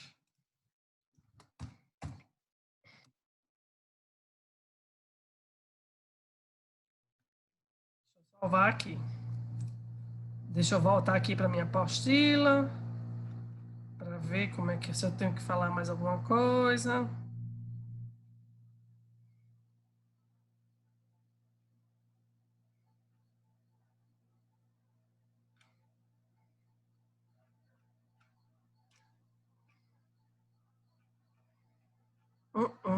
Tenho que falar só mais uma coisa. Pronto. Estamos quase terminando.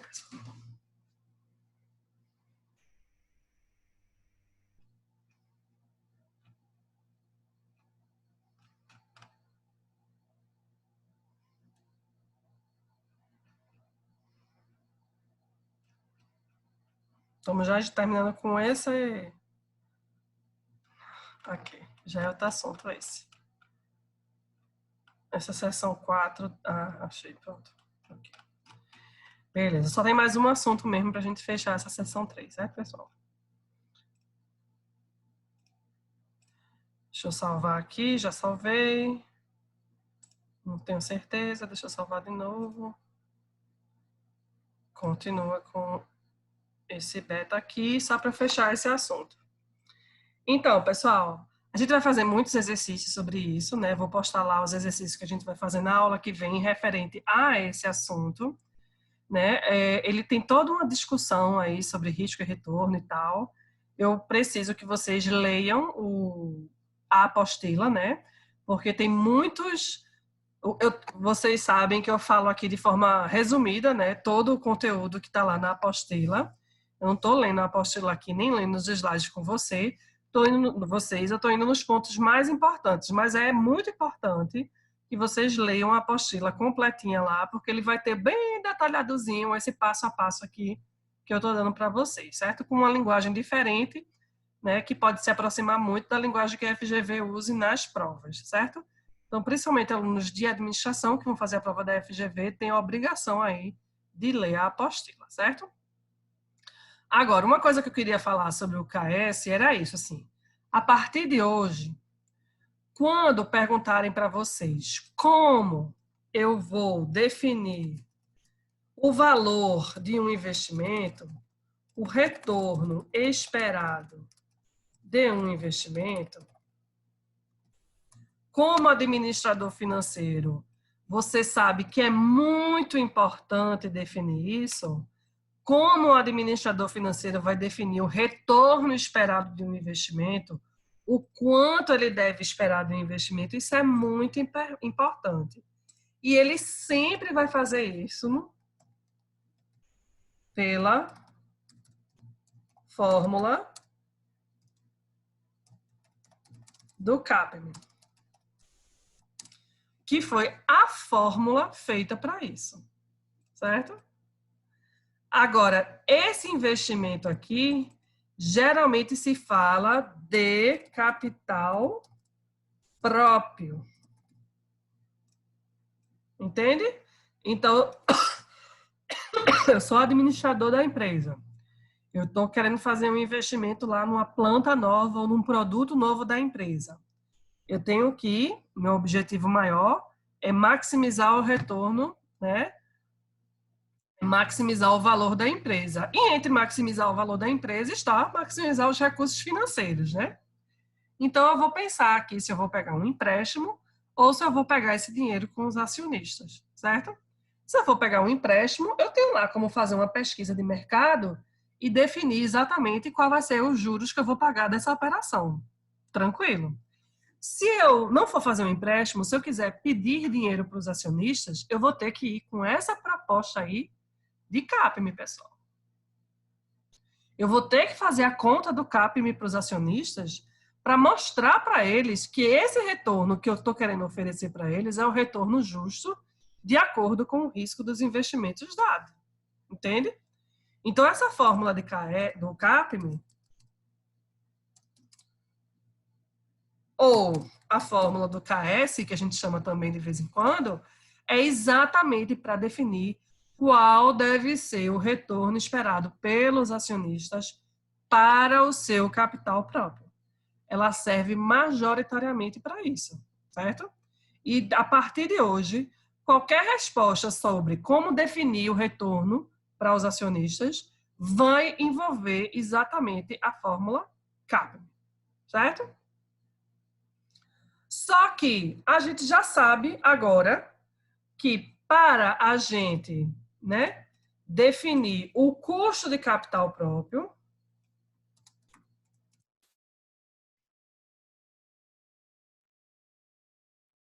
a gente vai usar o CAPM.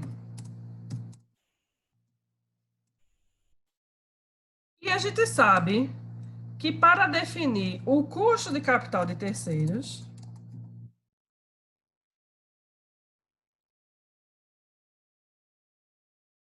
ou que a gente chama de KD, lembra que a gente já falou de KS e KD por aqui, né, pessoal? A gente está chamando aqui de KD.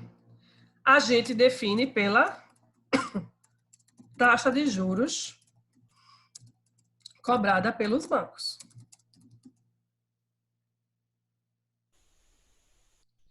Então, essas são as duas formas que se define os dois principais custos de uma empresa, certo?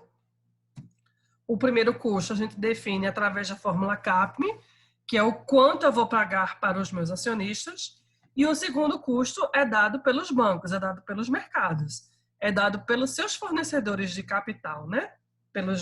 Os bancos que dão empréstimo para a empresa. E isso aí a empresa tem pouco, né? Vamos dizer assim, tem pouca governança sobre isso, certo? Contudo, pessoal, como é? Aí vem a pergunta a partir disso, né? A partir desses dois custos que existem e que é responsabilidade do administrador financeiro gerenciar esses dois custos, minimizar esses dois custos, certo? Porque se o acionista, né? Se o administrador, a grande objetivo da administração financeira é aumentar valor, né, da empresa, esse aumento de valor da empresa significa pagar os menores custos de capital possível, certo? Então, eu quero pagar a menor taxa de capital próprio e eu quero pagar a menor taxa de capital de terceiros, porque isso é bom para a empresa. Um administrador financeiro geralmente pensa assim. Contudo, os acionistas da empresa não pensam desse jeito, né, pessoal? Os acionistas da empresa, eles querem maximizar o seu capital. Eles querem maximizar o retorno sobre o capital próprio. Eles querem que isso daqui pague o quanto puder mais. Quanto mais pagar referente a isso, melhor. Esse é o interesse do acionista, entende? E o acionista quer que o custo de terceiros vá lá para baixo, óbvio. Certo? Só que, percebam aí, do ponto de vista de risco, certo? Se eu for pegar um empréstimo no banco, eu não sei se vocês todos já tiveram essa experiência, de pegar um empréstimo no banco do lado da empresa, certo? Você é uma empresa e está indo pegar empréstimo no banco. Hoje de manhã eu estava escutando uma entrevista sobre isso. Os donos das microempresas com dificuldade de acessar as linhas de crédito que o governo disse que ia dispor para salvar as microempresas, né? Aí, por quê? Qual é a principal questão que não está permitindo o empréstimo ser tomado? Porque é uma burocracia muito grande. E qual é a burocracia? Eu ouvi, professora, essa reportagem. Ouvi isso, não foi? Pronto. Qual é a burocracia? Eles querem garantias. Eles querem um bem, eles querem fiador. E eu não tenho, né? Tinha um empresário lá dizendo, eu não tenho nem bem nem fiador, né? Eu vou pagar, mas eu queria o dinheiro e tal. Quando você vai pegar dinheiro emprestado no banco, pessoal, o banco pede uma garantia sua. Ele não vai pedir dinheiro, ele não vai pegar dinheiro emprestado com você, nem vai permitir que você pegue dinheiro emprestado, se não for com garantias. Reais, garantias reais, né, que a gente chama. Porque se você não pagar, ele vai lá e aciona a garantia. Ou ele vai pegar o seu prédio e vai vender para, né, pagar o banco, ou ele vai cobrar o fiador por você, ou ele vai executar a garantia, enfim, para o banco não perder o dinheiro, certo? Do lado do custo do capital próprio, há alguma garantia ao empreendedor de que ele vai ter esse retorno esperado?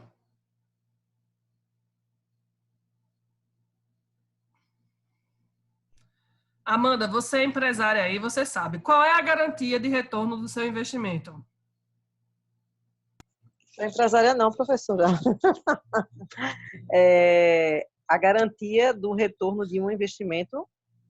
Desculpa, eu estou confundindo você com uma outra colega, enfim, que é uma microempresa lá na sala. Qual é a garantia? Você vai fazer uma vendinha aí na esquina. Qual é a garantia de que você vai ter aquele retorno esperado? Nenhuma, né, professora? Nenhuma. Não há nenhuma garantia de que você vai ter o retorno esperado.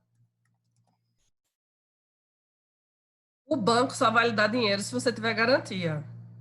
Você vai investir dinheiro na empresa e você não vai ter garantia nenhuma de que aquele retorno vai ser oferecido. Você vai fazer, você vai trabalhar, você vai ter administrador, você vai fazer gestão financeira, você vai ter governança, você vai ter tudo que a gente falou até agora sobre o que é uma boa administração financeira e você mesmo assim não vai ter garantia nenhuma de que você vai ter retorno, certo?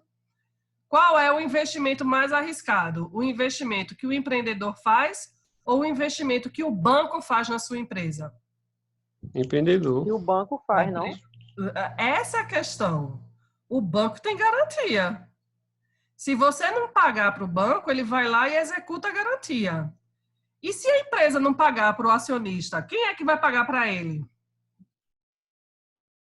Entende? Que garantia ele vai executar? Nenhuma.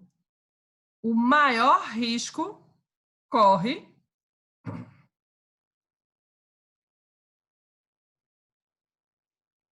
o empreendedor. O empréstimo é uma operação de baixo risco, porque ela tem garantias. E o investimento em capital próprio é um investimento de alto risco, porque tem garantia, porque não tem garantias. Professora, você falou que risco era a probabilidade de alguma coisa dar errado. Exatamente. Quando você tem um dinheiro emprestado e oferece uma garantia, a probabilidade que o banco, né, tem de perder aquele dinheiro é muito baixa. Portanto, o risco é baixo. Quando você não tem garantia nenhuma de que vai retornar aquele dinheiro, porque não vai ter garantia que você vai executar, o risco é alto, porque a probabilidade de você perder aquilo é muito maior, principalmente quando comparado aqui ao CAD, né? Então, esse é um investimento de alto risco e esse é um investimento de baixo risco. Considerando a teoria do risco e retorno, que é essa que a gente está, né, tendo acesso hoje, o retorno de KS tem que ser muito maior que o retorno KD. Ou seja, a taxa de capital próprio, ela tem que ser muito maior do que a taxa de capital de terceiros. Os acionistas devem ganhar uns juros muito maior do que os bancos. Porque o risco que o acionista corre é muito maior do que o risco que os bancos correm. Alguma dúvida?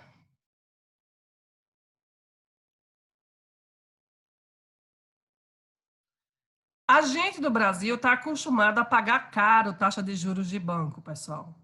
E não é incomum você achar um empresário que está pagando para o banco uma taxa de juros de 24% e está recebendo 10% por mês. Beleza, Maísa, que eu respondo no final da aula. Então, eu não sei, entende? O meu retorno, pela teoria do risco e investimento, quanto maior o risco, maior o retorno.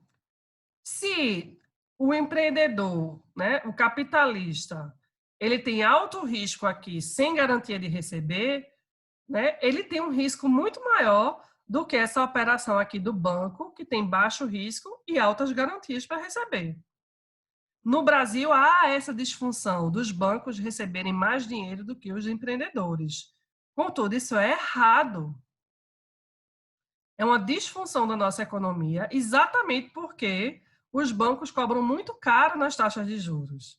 Porque o princípio básico para valer a pena você empreender é que o retorno sobre o seu investimento seja muito maior do que o retorno que o banco tenha com o investimento dele na sua empresa, já que ele não faz investimento sem garantia.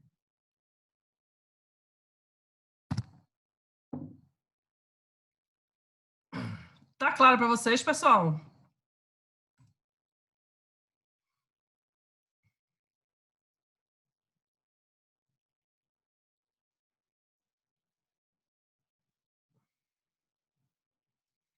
E lembrem-se que as duas únicas fontes de capital da empresa, as duas únicas fontes de capital da sua empresa é capital próprio, que a gente chama de S, é a expressão que a gente usa, e capital de terceiros, S de society, S de sócio, né? E capital de terceiros, que a gente chama de D de dívida, né? Então, nós temos essas duas fontes de capital. Essa fonte de capital próprio paga uma taxa de juros KS, que é definida pelo meu CAPM. Essa fonte de capital de terceiros, a gente paga um KD, que é a taxa de juros requerida pelos bancos.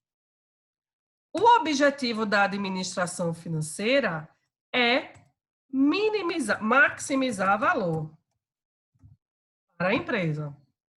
E quando a gente está falando de taxas de juros e quando a gente está falando de valor de investimento, maximizar valor nesse contexto significa minimizar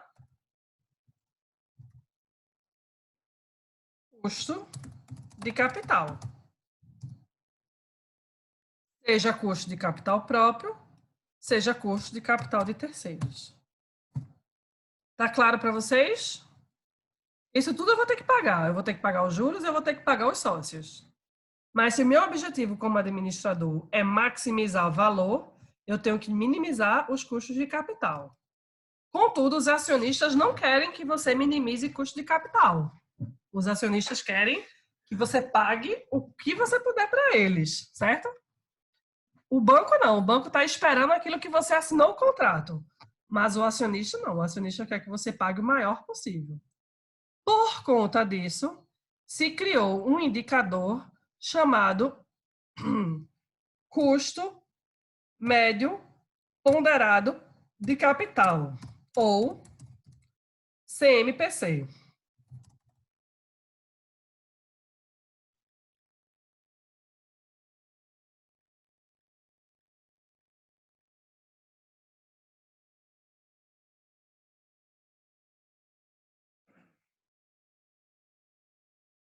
O que o custo médio ponderado de capital vai fazer, pessoal? Geralmente, os donos da empresa, né, a governança da empresa, define qual deve ser o custo médio ponderado de capital da empresa, de forma que o administrador ele não minimize os retornos né, em benefício próprio, mas que ele também mantenha os retornos para os acionistas conforme esperado. E como é que se calcula esse custo médio ponderado de capital? É um índice, é uma taxa de juros.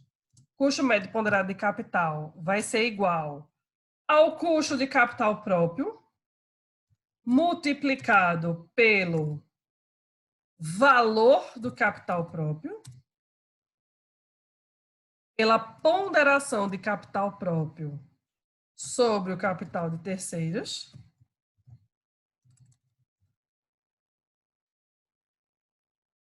mais o custo de capital de terceiros vezes a ponderação da dívida.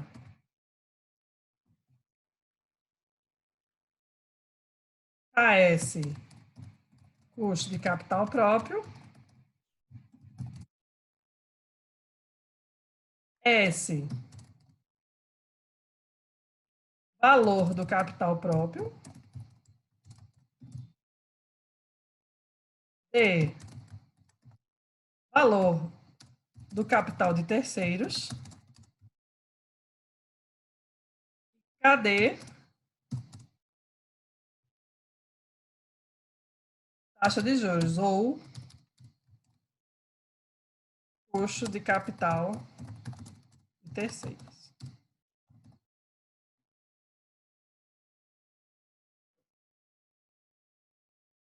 Essa é a fórmula básica do KS, só que ela tem um complicador aí. Sobre o KD, você tem que abater o benefício de ter imposto.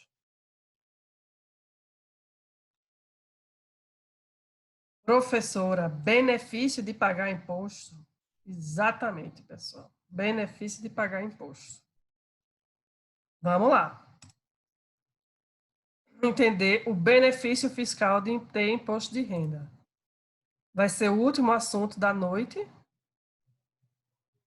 E na aula que vem a gente vai fazer muitos exercícios envolvendo CAPM e CMPC, certo? Eu queria explicar só esse 1 menos IR agora.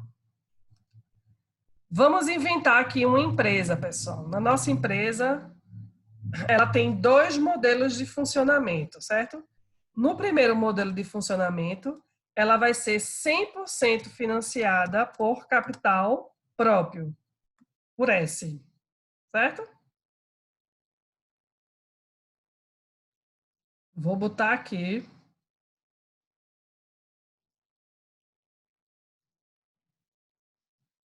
Nesse modelo, ela vai ser 100% financiada por capital próprio.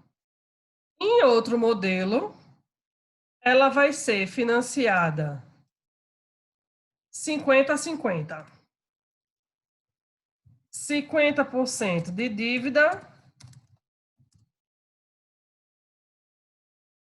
50% de capital próprio.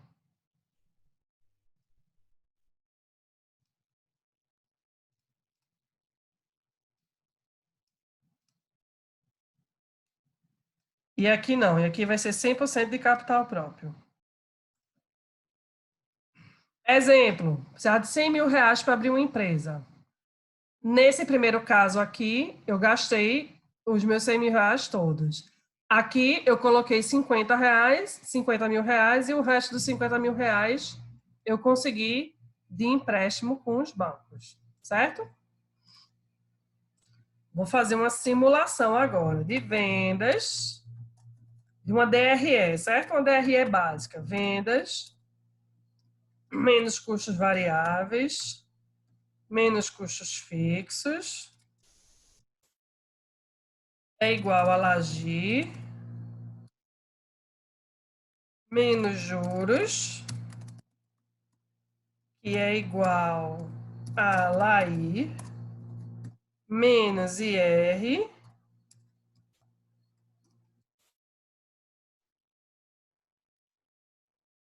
vai ser igual a o lucro líquido.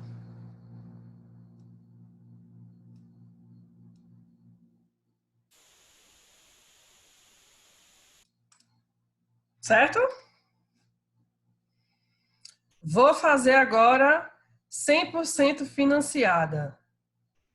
Tive vendas de 100 mil reais, custos variáveis de menos 50 mil e custo fixo de 25 mil. E aí o meu LAGI foi de 25 mil, certo?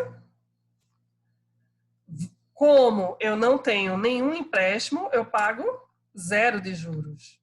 E aí meu LAIR vai ser de 25 mil. Meu imposto de renda, vamos botar o imposto de renda aí fácil de calcular, 10%, então eu vou pagar 2.500. 10% não, preciso botar maior, só para a gente ver mais a diferença. Vamos botar um imposto de 40%. Então eu vou pagar aí 10 mil reais de imposto. E vou ter um lucro líquido de 15 mil. Certo? Se meu investimento aqui foi de 100 mil reais, se o meu S foi de 100 mil reais, então o meu retorno aqui foi de 15 mil reais dividido por 100 mil reais. Meu retorno aqui foi igual a 15%. Alguma dúvida aqui, pessoal?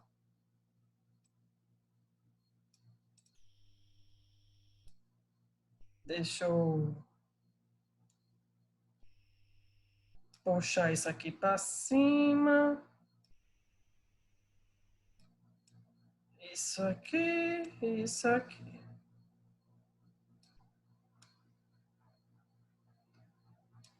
Ok? Vou botar até de amarelinho aqui para a gente saber que se refere a esse investimento aqui, certo? Vamos fazer agora esse investimento, 50% de dívida, 50% de capital próprio.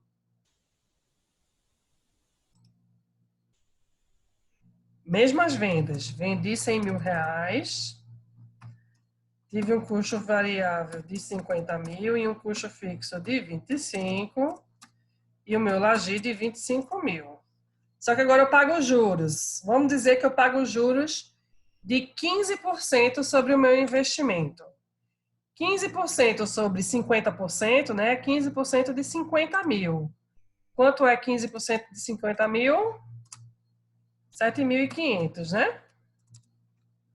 Pronto. 7.500. Então, meu LAI vai ser de 17.500. 17 ou 18?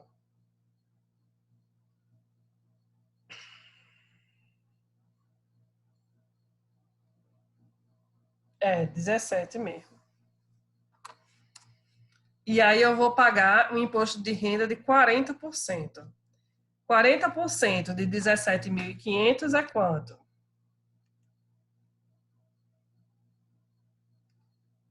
17.500 vezes 40% é igual a 7 mil reais. Deixa eu ver se minha conta estava certa. 25 mil menos 7.500 é igual a 17.500. Vezes 40%, 7 mil. E o meu lucro aqui, então, foi de 10.500. Dúvidas?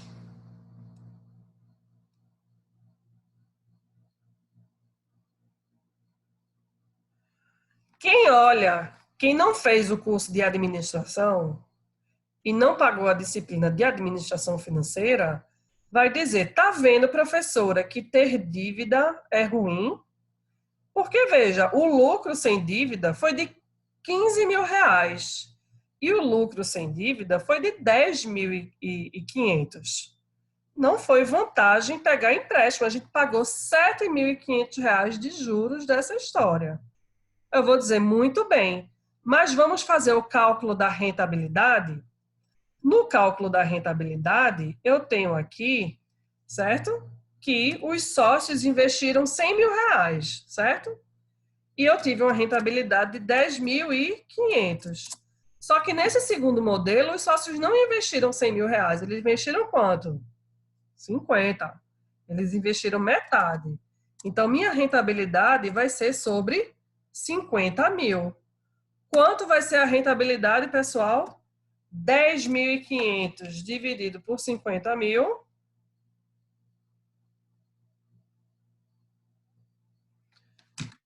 21%. Qual é a rentabilidade maior?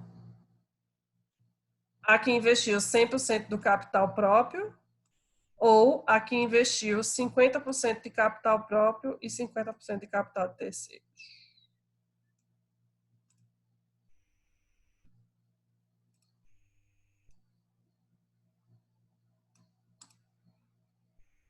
E por que é mais vantajoso ter dívida do que não ter, pessoal? Porque aqui você está dividindo o risco da sua operação com o banco. E para isso você está pagando para ele R$ 7.500. Contudo, o lucro é seu. E não vai ser o lucro sobre 100% do investimento. Vai ser o lucro sobre 50% sobre o investimento. Apesar de ter um lucro menor, você teve uma rentabilidade maior, porque você só investiu metade do que você tinha programado.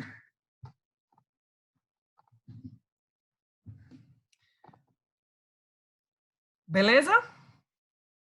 Segundo ponto.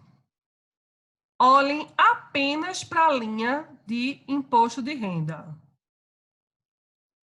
Nessa linha aqui de imposto de renda, perceba que quando você tinha 100% do lucro, do capital investido, você pagou R$ 10.000 de imposto de renda.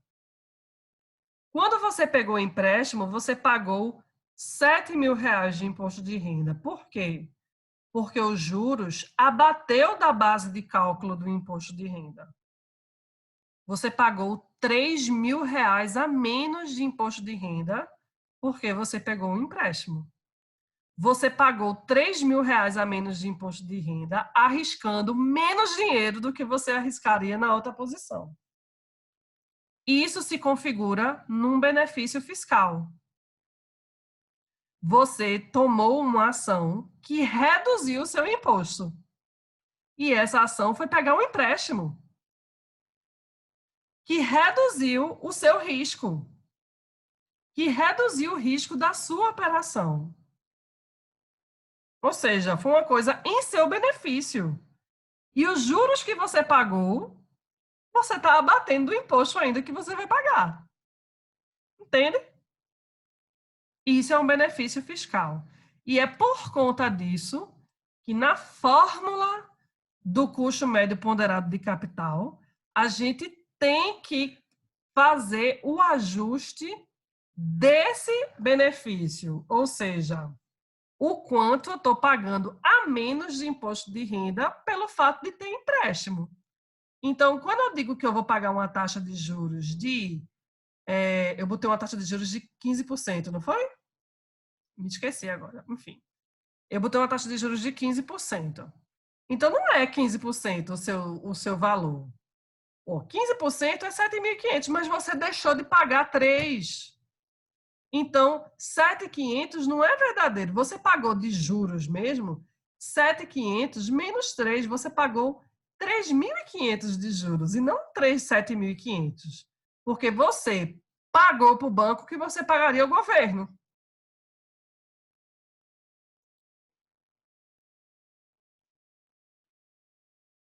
Tá claro para vocês?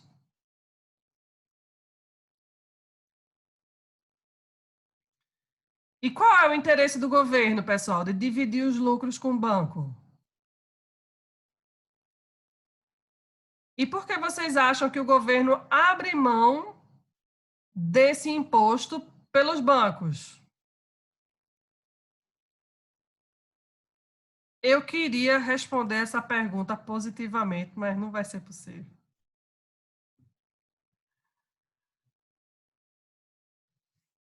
O governo abre mão do imposto para os bancos, porque esse é o interesse do governo. Que as empresas peguem empréstimos. Porque quem fez as leis são geralmente os empresários, né? No nosso país, até hoje, enfim.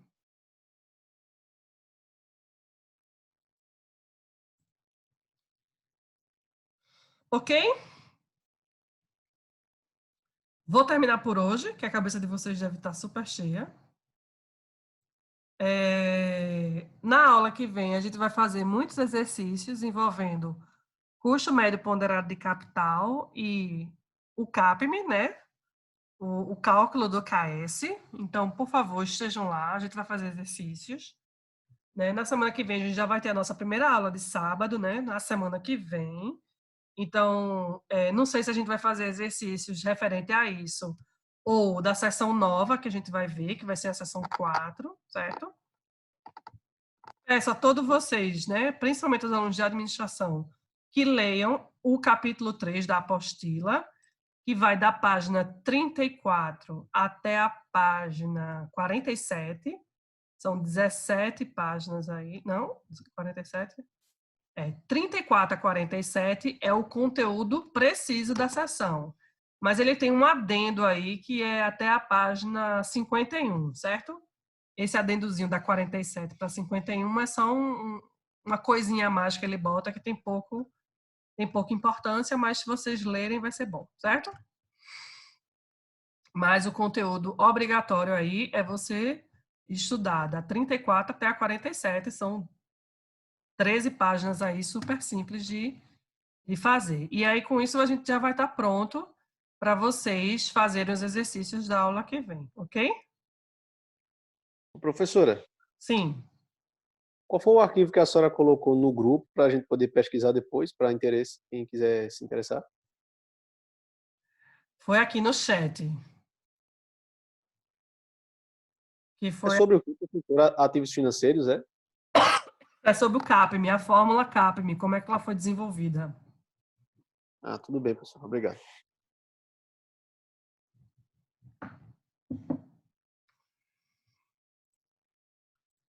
Então, teoricamente, eu não posso, Maesca, fazer segunda chamada com quem fez a P1.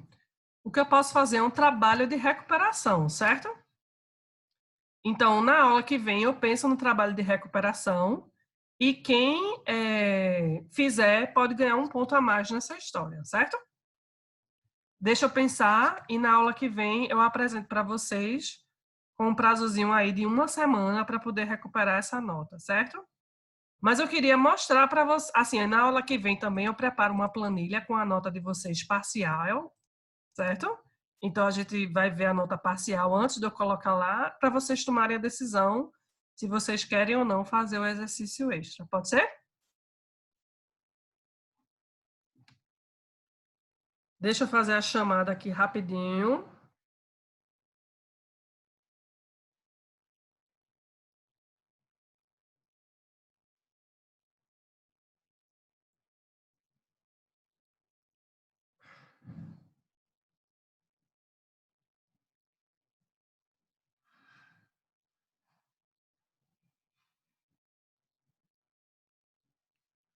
Deixa eu achar aqui.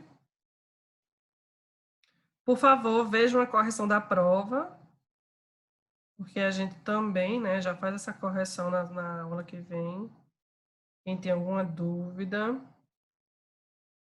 Hoje é dia 20, né? 20/5/2020.